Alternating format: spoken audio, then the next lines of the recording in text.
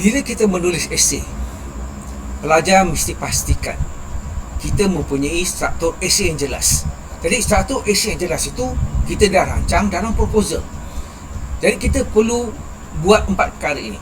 Pertama, kita rancang dengan cermat menggariskan garis hujah yang saya jelaskan tadi dan menyenaraikan konsep yang hendak kita kemukakan, bukti yang nak kita gunakan, sejarawan ataupun orang sumber yang kita nak gunakan ataupun masukkan dalam setiap perenggan yang kita jelaskan.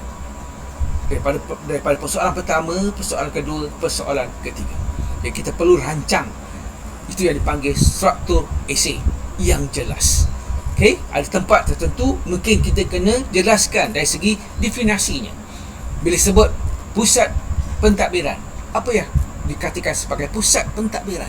Jadi kita perlu definisi yang jelas. Mungkin dari beberapa definisi, daripada beberapa buku yang kita boleh ambil untuk menjelaskan tentang definisi pusat pentadbiran. Dan di mana kita nak letakkan? Adakah definisi itu hanya di perenggan? Tidak semestinya. Jadi mungkin juga di dalam penerangan isi itu ada perkara yang perlu kita jelaskan. Kita boleh memberi definisi. Misalnya dari segi pelantikan. Okay, misalnya dari segi pelantikan waris takhta Negeri Selangor bagaimana? Kita perlu jelaskan. Dari segi pewarisan takhta. Contoh, yang boleh kita kaitkan dengan isi kita. Jadi ada masa tertentu, ada tempat tertentu kita perlu memberi definisi tentang sesuatu perkara, istilah, konsep yang sukar, yang memudahkan lagi untuk pembaca kita memahami apa yang kita cuba sampaikan.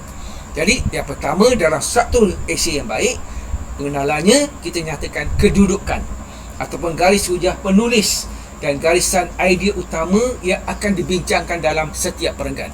Jadi dalam pengenalan kita perlu nyatakan apakah sebenarnya yang nak kita jelaskan tentang Jugrah Bandar Termasar sebagai pusat pentadbiran. Apakah garis hujah yang nak kita kemukakan? Itu semua kita nyatakan dalam pengenalan. Tentang sesuatu tempat yang nak kita bicarakan, nak kita tulis. Jadi kita mesti ada penjelasan di pengenalan itu. Apa sebenarnya kita nak jelaskan tentang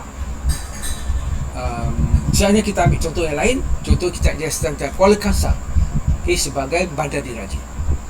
Kuala Kangsar sebagai bandar diraja. Jadi apakah hujah-hujah yang akan kita kemukakan untuk membuktikan Kuala Kangsar sebagai bandar diraja? Itu boleh kita nyatakan dalam pengenalan. Dan nanti dalam isi kita jelaskan apa yang kita nyatakan dalam pengenalan itu. Itu satu cara. Kedua, isi. Isi itu adalah perenggan-perenggan. Perenggan ini bukanlah satu perenggan untuk satu persoalan. Mungkin satu persoalan itu ada 10 perenggan, tak ada masalah. Pada persoalan yang kedua ada 12 perenggan, juga tak ada masalah. Perenggan itu penting sebab dia mengembangkan hujahan kita. Dan setiap hujahan itu akan berkembang mengikut perenggan demi perenggan. Setiap perenggan yang baru, dia menjelaskan hujahan yang baru. Dan dia akan memberi satu esei yang baik. Sebab esei itu akan berkembang mengikut kronologi yang baik. Mengikut kronologi ataupun dia mengikut fakta yang berkembang untuk menjelaskan setiap persoalan yang kita kemukakan. Jadi hujah mini yang menggunakan bukti dan bekerjasama untuk meyakinkan pembaca mengenai pandangan anda. Kita boleh memberi pandangan sebab kita yang menulis. Di pandangan kita itu disokong oleh evidence ataupun bukti yang kita dapat. Dan kita akan membuat analisa berdasarkan kepada fakta dan evidence yang kita kemukakan. Dan kita akan memberi link ataupun hubungan berkaitan dengan analisa yang kita buat itu. Itu adalah isi yang baik.